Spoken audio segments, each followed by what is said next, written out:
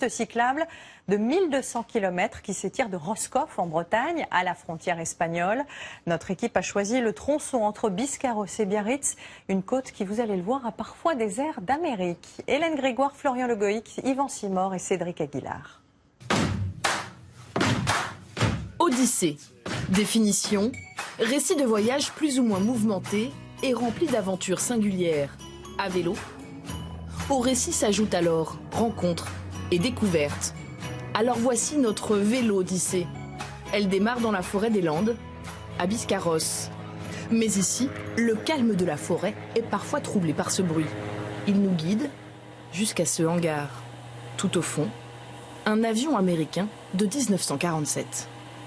Le Civi, donc l'abeille de la mer, c'est un avion qui est quasiment unique en Europe, puisqu'il y en a 3 en Suède, un qui est en train d'être restauré en Italie, un qui appartient à Brad Pitt, et le nôtre. Allez, mise en route. Batterie, magnéto. Et ça démarre et ça ronronne.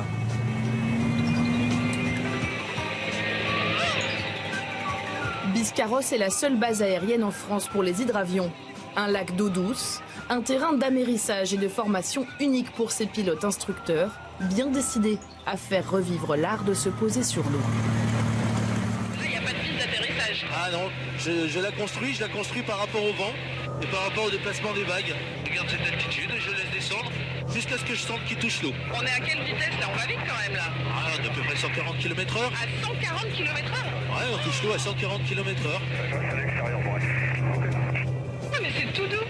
Tout doux. Je suis devenu un pilote de bateau là. Là on flotte. Et là je flotte. Incroyable. Je suis vraiment un pilote de bateau. Je peux me libérer des contraintes qui sont liées à mon avion. On sort la canne à pêche. De retour à l'aéroclub, l'activité dans un hangar voisin nous intrigue. Ici, la directrice d'un musée participe à toutes les réunions de chantier. Grâce à chaque coup de pinceau, ces chômeurs en réinsertion sauvent un avion de légende, promis à la ferraille. J'ai eu un doute sur le rouge que je trouvais foncé aussi et par rapport aux photos couleurs que j'ai retrouvées au musée, je pense qu'il faut rester sur ce rouge-là. Il a effectué son premier vol en 1951. L'objectif, c'est lui redonner ses toutes premières couleurs lorsqu'il était utilisé, lorsque le Grumman Albatros était utilisé par l'armée américaine, l'US Air Force. C'est parti pour la visite? C'est parti. Fais attention à la tête. Hop là. Il est en bon état quand même, hein, parce qu'il est resté 15 ans dans un champ, donc il a eu quelques visites, hein. Mais il reste la plupart du matériel quand même important dessus. Le poste de radio, le cockpit. Il servait à quoi cet avion? C'est un Saint-Bernard-des-Mers. Il a récupéré beaucoup de gens en détresse bassin méditerranéen. Il a servi pour des missions en Afghanistan, apparemment, pour le compte de la CIA. Il rejoindra la collection de ce musée consacré à l'histoire de l'hydravion à Biscarrosse. Le pionnier Latécoère l'a choisi pour y installer son usine. Alors pendant l'entre-deux-guerres, le lac devient un haut lieu du trafic aérien international. On ne savait pas faire de train d'atterrissage susceptible de supporter le poids de tels appareils. On ne savait pas faire des pistes bétonnées. Donc tout naturellement, la solution hydravion s'est imposée pour relier les différents continents. Le lieutenant de vaisseau Paris accomplit sa première étude de liaison transatlantique et amérit à New York. Ce paquebot désert ouvre la voie à une liaison transatlantique régulière entre Biscarrosse et Fort-de-France en 37 heures. Et il faut quand même préciser qu'il y avait à peu près 1,5 tonnes d'argenterie, donc c'était vraiment le grand luxe. Un billet coûterait aujourd'hui l'équivalent de 10 000 €. C'était une ambiance forcément très très festive, hein. Les gens pouvaient danser à bord des Latécoère 631. Donc voilà, on s'habillait, on s'apprêtait pour les soirées, aller donc manger du homard, des langoustes, du foie gras. On profitait de la vie, voilà. De nos jours, le lac de Biscarrosse n'est plus seulement une piste de décollage. À la surface de l'eau, des plateformes attirent le regard. Comme au Texas, ces forages de pétrole font partie du paysage depuis des décennies. C'est le premier gisement d'hydrocarbures en France.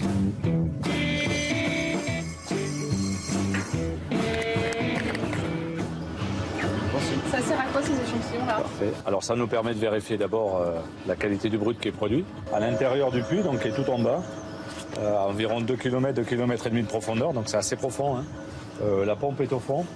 Ça fonctionne un petit peu comme une pompe à vélo. Hein. Donc vous avez un piston à l'intérieur, voilà, et qui vient simplement, vous voyez, avec les mouvements du balancier, qui vient remonter le brut à la surface.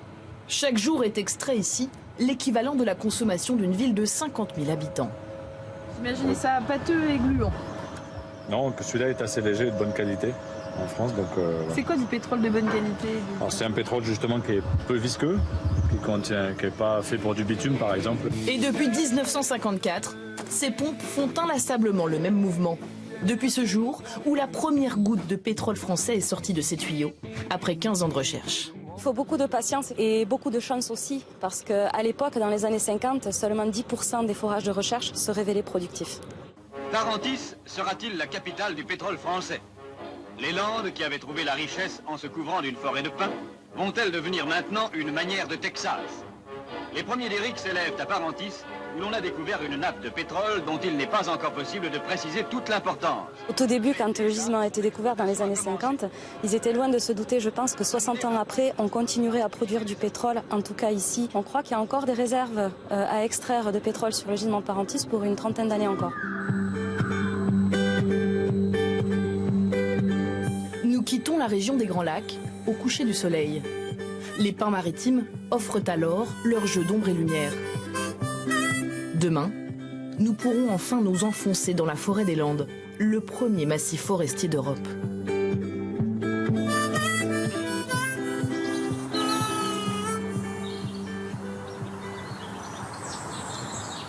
Vous allez où du coup? Vers le sud, quoi. Nous, on va vers le sud. Donc on va continuer là, près de la plage, jusqu'à ce qu'on soit fatigué. Sandrine et Domingo sont partis de Normandie, direction l'Espagne. On va un peu où on veut. Et le fait de dormir en bivouac, donc on peut dormir dans des endroits magnifiques. Je fais ma lessive le matin et elle sèche en général en 24 heures, des fois 48 heures. C'est le meilleur sèche-linge que j'ai jamais vu. 80 km par jour, avec ses sous-vêtements attachés au vélo. Sur ce tronçon entre Mimizan et l'étang de Léon, nous rencontrons surtout des cyclistes bien chargés. Eux vont en Afrique du Sud. Bonjour. Pour nous, la balade prend à nouveau ici des airs d'Amérique.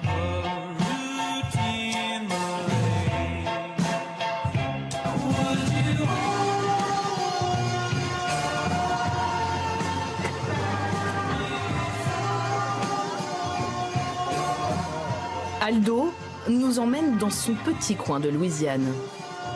Après avoir traversé l'étang, le rameur devient acrobate le long des 9 km du courant du Chay. Puis soudainement tout ralentit et devient paisible. Les bateliers se faufilent entre marécages et végétation luxuriante depuis 1908, toujours avec les mêmes gestes. Je vais utiliser une grande perche de 4,50 m qu'on appelle en gascon un palote. Et je vais m'appuyer au fond pour remonter à contre-courant et remonter tout ce que nous avons descendu auparavant. J'ai toujours entendu dire que c'était une belle balade qui ressemblait à l'Amazonie. Et effectivement, c'est vrai. C'est grâce à cet arrêt de dunes que des enclaves sont créées, que les lacs se sont effectivement créés. Et certains lacs, comme le lac de Léon, a réussi à frayer ce petit passage qui va acheminer ces eaux du lac vers l'embouchure Moliette-Plage. Le courant du Chay serpente ainsi jusqu'à l'océan Atlantique.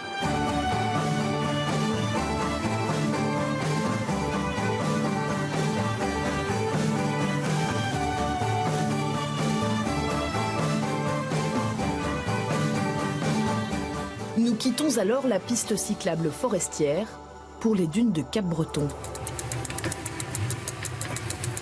Et lorsque le sable nous empêche d'avancer, nous sommes surpris par ce vignoble unique, replanté par Nicolas.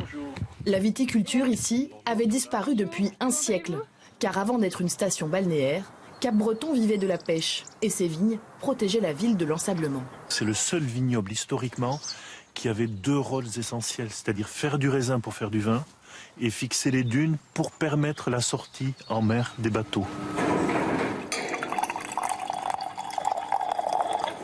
Le sable et les embruns amènent des notes très florales sur le vin. On a des vins présents, corsés, longs en bouche et qui sont très floraux sur des arômes de fleurs blanches.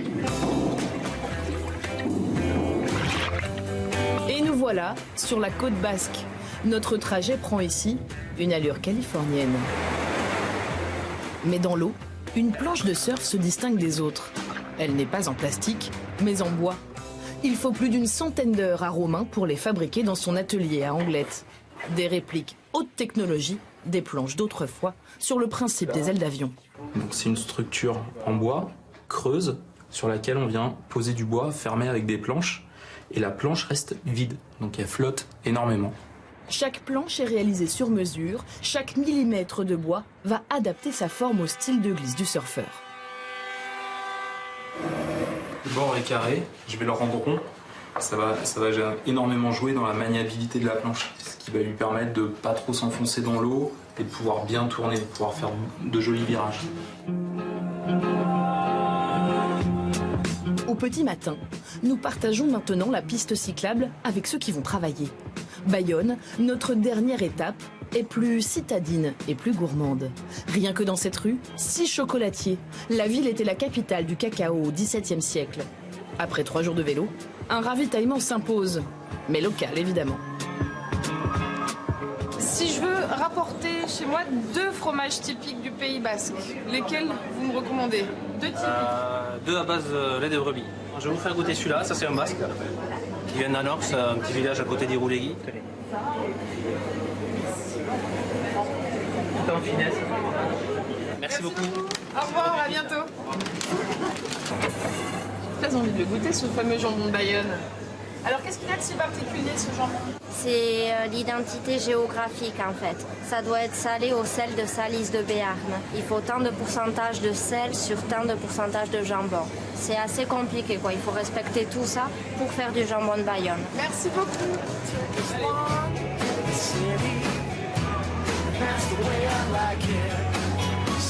Nous avons avalé les 140 km entre Biscarrosse et Biarritz. 140 km entre forêt, dunes et plages.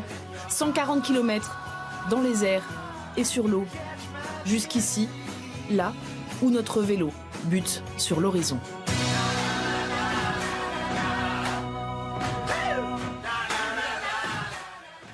Et c'est la fin de ce journal, mais restez avec nous. Dans un instant, grand reportage va vous faire rencontrer des collectionneurs et pas n'importe lesquels.